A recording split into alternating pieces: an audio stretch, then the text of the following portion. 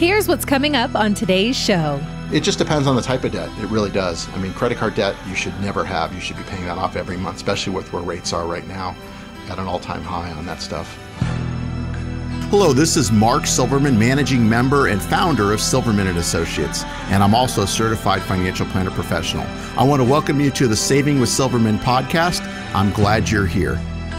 Each week, we'll discuss different financial planning topics because making smarter choices about your money impacts the quality of your life. Mark, I have a quote of the week that you'll appreciate. I think it is, I don't know who said it, but it really makes a lot of sense, and it's also kind of funny. The human race is faced with a cruel choice: work or daytime television. Oh, wow. You know, I recently was up in Montana taking my daughter to college, and it was a Friday, and we had some downtime, so I went back to my room, my hotel room, and was doing some work on the computer, and I turned the TV on. Wow.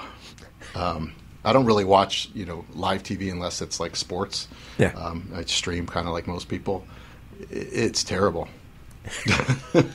It really is. Were you watching soap operas or what? I was flipping around. I think I ended up on ESPN or something. Some old sports update, the highlight center or something like that. But yeah, it's terrible. So I can understand that quote. It can be a wasteland, that's for sure. And if you spend all day in front of it, it can sort of waste your mind. I don't know who watches that stuff, but yeah. But at any rate, some people do, I suppose. I know. Well, let's talk about putting things off. Procrastination is not your friend. We talk about that a lot in this show. And there are lots of financial matters that people tend to push off to a later date, kick the can down the road, in other words. And I want to know, is it good or bad to put things off?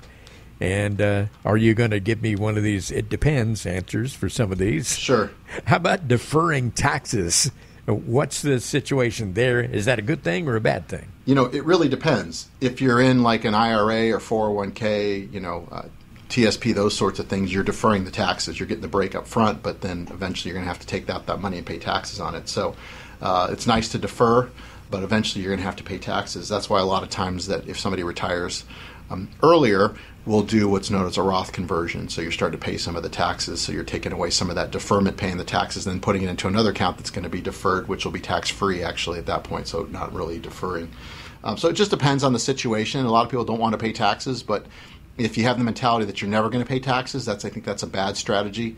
And I think everybody would be in agreement that, with the way things are going in this country, taxes have to be going up. I don't care who becomes president next year. Taxes have to go up with the amount of money that we're spending as a country, and the national debt keeps getting bigger and bigger. Yeah. So taxes are going up. So would you rather pay now or later, or pay a little bit now and a little bit later versus paying all of it later? So it really depends on the situation, but that's something we can help you with when we put together a plan. Kind of reminds me of that old television commercial that used to run all the time. It was for some oil company, I can't remember, but there was this guy who owned a garage, I suppose, mechanic, and he says, "You can pay me now or you can pay me later." Right, exactly. You remember that? Or do you want to pay now or pay more later? So yeah, exactly. Well, I think I know what you're going to say to this next one here. How about eliminating debt?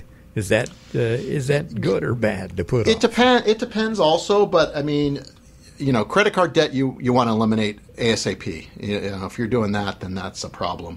But it's nice to not have any debt in retirement, but we do have clients that have mortgages in retirement, so it's just making sure we create the cash flow. The nice thing, or one of the positive, I guess, things about having a mortgage in retirement is you are, at least for now, I know they're talking about changing it, but at least you're getting a write-off deduction, which, in retirement, a lot of people don't realize. Kids are gone, et cetera. You don't really have a lot of deductions. So if you're at a mortgage, say that you did a couple years ago, 3%, and you're in a certain bracket, maybe it's costing you 2%, but your investments are growing at, say, 6 or 7%. Yeah. It's on paper it makes sense, unless you don't want to have a mortgage, which is, a peace of mind question. But on paper, it does make sense to have that sort of debt. But it just depends on the type of debt. It really does. I mean, credit card debt you should never have. You should be paying that off every month, especially with where rates are right now at an all-time high on that stuff. Or if you've got a mortgage and you've got it at a very low interest rate, as some people do. I mean, it's not a bad thing. No, that's a good debt. So it depends on the type of debt, correct? Yeah, setting up legal and estate documents, you don't want to put that off either, do you? It depends on your situation. I mean, I'm a big believer that everybody should have at least a simple will, no matter what age you are. You're driving and you and your wife, God forbid, get in a common accident. I mean, a simple will is so easy, especially here in Arizona. Yeah. Everybody should have one of those. As far as trust and like that, I would never discourage somebody from having one. But you should at least know how they work and what's available and how it could benefit you. And then you can make a decision on what you want to set up and that sort of thing. But there's a lot of good things with having estate documents and medical directives that come with that. And there's a lot of different things. And that's part of our planning process is we'll have those conversations. And we can't draft documents. We're not an attorney. But we can refer you to people that can get those set up for you, or you can do them online in some cases too. And, of course, if somebody out there is interested in setting up a trust, you'd be glad to sit down and explain to them how it works, right? Yeah, and determine if there's a benefit for it, correct. But, again, I'm not an attorney, so I don't believe everybody needs a trust, but they definitely have a place. Personally, I do. And so I think there are some benefits of having one, but it doesn't mean everybody needs one. Well, here's a conversation that we've had so many times about Social Security. Delaying the start of your Social Security can be good sometimes, and sometimes you might not want to do that. Do you agree with that?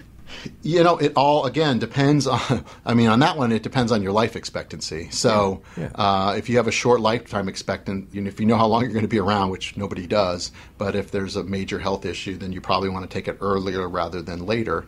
But there are some real benefits of delaying it. And we have reports that we run. So when we do a financial plan for somebody, we have software that we can use and we'll plug in, your benefit, your spouse's benefit, and we can show you how to maximize that. And I can tell you, usually the cutoff is around age 80 to 81, meaning if you live past 80 to 81, a lot of times if you can afford to, it means you have other assets saved. Delaying it to age 70 makes the most sense because at 70 is when it maxes out. And for those of you that don't know, you get 8% guaranteed per year. Yeah. Compounded, which the only place that you get 8% guaranteed compounded is through the government. These people that are on the radio telling you that you can get this bonus and that bonus, who are trying to sell you some annuity that it's a pie in the sky number, and it isn't what it seems. Believe me, folks, it doesn't exist. So the only place you get 8% guaranteed, and can we do 8% in the market? Yeah, but is it guaranteed? Absolutely not. So to get that, it's a big benefit because a lot of people, including myself, the only pension we really have is Social Security. So maximizing that is a big part of your financial plan, and you want to make sure that you're selecting it correctly. So we help you with that as well. So, it's understanding these sorts of things and, understanding that there's some drawbacks if you do take it early. And so just, understanding how those things work is important. Well, in general, after all these things we talked about, taxes and debt, legal and estate documents, having all your I's dotted and your T's crossed, and whether to start your Social Security, all of those things are reasons for meeting with an advisor. And I would suggest you call Mark Silverman today and set up a conversation. Exactly. I mean, you know what you know, and you don't know what you don't know. So a lot of these things that a lot of people don't understand. If you're doing something for your job, you know what you know, and we do this for a living. This is what I do full time. So working with someone that can guide you and make sure that you're protected and looking out for your best interests is what's important. So meeting with someone like myself, who is a CFP, and I believe the only CFP locally here in Tucson that's on the radio. Everybody else is either just selling annuities or they're just an advisor, is important to know. But, nothing happens until you have a conversation. And we may be a fit for you, we may not, but we don't know until we speak. But at least I can point you in the right direction if we're not a good fit, and I'll try to give you the right advice as well. You've been listening to the Saving with Silverman podcast. If you have any questions at all about your financial situation, please give Mark Silverman a call. Again, his number is 520-333-7601, or go online to savingwithsilverman.com. For Mark Silverman, I'm Ron Stutz. We'll see you next time on the Saving with Silverman podcast.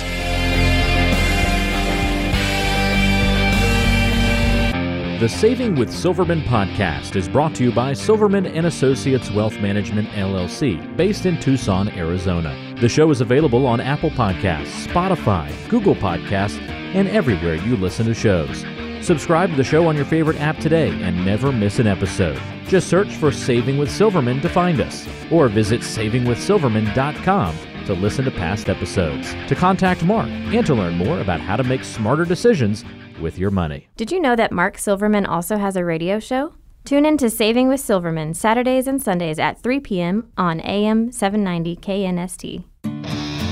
All matters discussed on this show are for informational purposes only. Opinions expressed are solely those of Silverman & Associates Wealth Management, LLC, and staff. All topics covered are believed to be from reliable sources. However, Silverman & Associates Wealth Management, LLC makes no representation as to its accuracy or completeness. This show shall in no way be construed as a solicitation to sell securities or investment advisory services to residents of any state other than Arizona or where otherwise permitted. Topics should be discussed with your individual advisor prior to implementation. Fee-based financial planning and investment advisory services offered through Silverman & Associates Wealth Management, LLC, a registered investment advisor in the state of Arizona. Insurance products and services are offered through Silverman & Associates, an affiliated company.